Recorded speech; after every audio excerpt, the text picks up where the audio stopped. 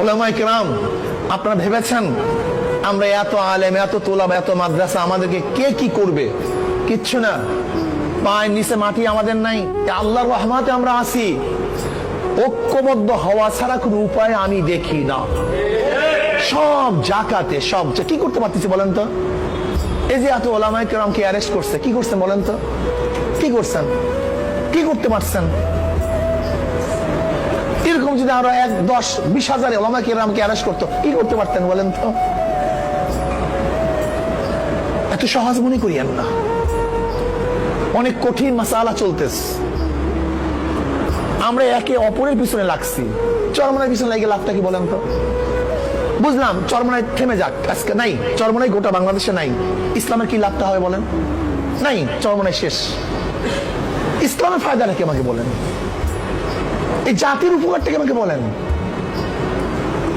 আমাদের মেজাজের মধ্যে এইটা থাকবে কেন যে চরমনায় না থাকুক? এইটা থাকবে কেন? বরং আমাদের মেজাজের মধ্যে থাকা উচিত ছিল যে চরমনায় একটা হালকা একটা কাফেলা তারা কাজ করতেছে দিনের, যদি তাদের মধ্যে কোনো ভুল ত্রুটি থেকে থাকে, আমি একজন মুমিন হিসেবে তাকে শুধরায় দেব। এটা হওয়া উচিত ছিল। ভুল ত্রুটির ঊর্ধ্বে কোনো মানুষ না, হতেই পারে, থাকতেই পারে। আপনি আলেম, আপনার আলেম হিসেবে উচিত ছিল যে ভাই এইটা ঠিক না। এক মুমিন আর এক মুমিনের আয়না স্বরূপ, যে এইটা ঠিক না, এইটা এরকম হওয়া উচিত ছিল।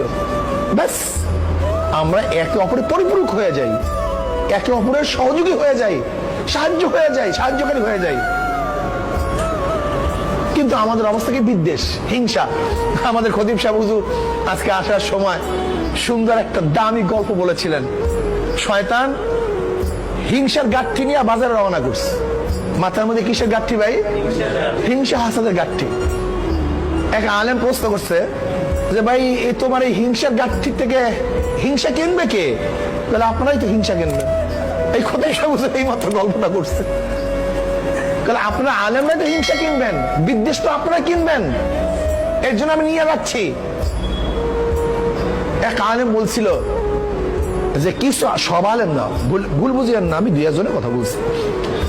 কিছু আলেমের হিংসার কালি যদি বঙ্গোপসাগরের মধ্যে নিক্ষেপ করা হয়, তাহলে সেই কালিতে গোটা বঙ্গোপসাগরের পানি সব কালো হয়ে যাবে। এত বিদ্বেষ আমাদের মধ্যে। একজনকে সালাম দেই না কেন ভাই? সালাম দিতে সমস্যা কি?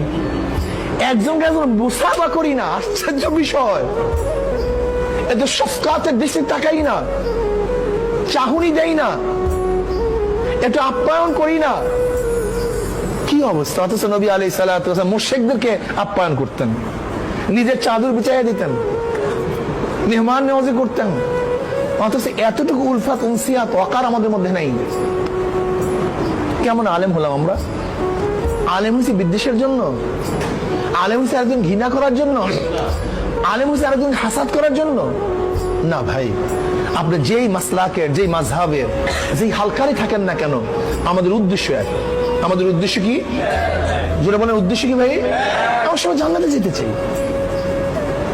আমি আজকে বলছি ওই যে আমাদের এখানে ওই মাদ্রাসা, কোন মাদ্রাসা? ইসলাম আলামী মাদ্রাসায়।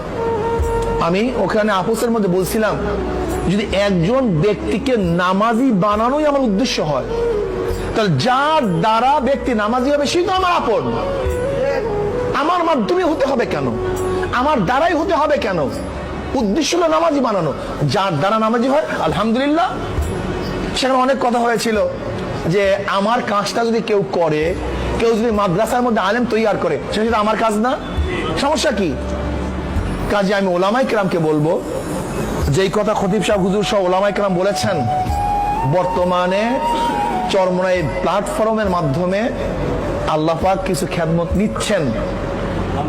আমি মনে করি যদি ওলামায়ে কেরাম সংযুক্ত হন, আমি আল্লাহর রহমতের ভরসা করে বলতে পারি, আমি আল্লাহ পাকের রহমতের ভরসা করে বলতে পারি, ওলামায়ে কেরাম যদি সংযুক্ত হন, তা বাংলাদেশে বাতিল পন্থী ইসলামের বিরুদ্ধে আইন করার সাহস পাবে না। আল্লাহর রহমতে ভরসা করে বলতে পারি,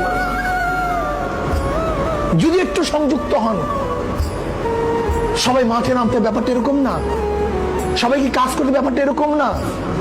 যে যেখানে আসি সেখান থেকে তাআউন করি, সেখান থেকে আমরা সাহায্য করি, সহযোগিতা করি, আপুসের মধ্যে মহাব্বত রাখি, ভালোবাসা সৃষ্টি করি, একে আর এক জায়গায় যাই।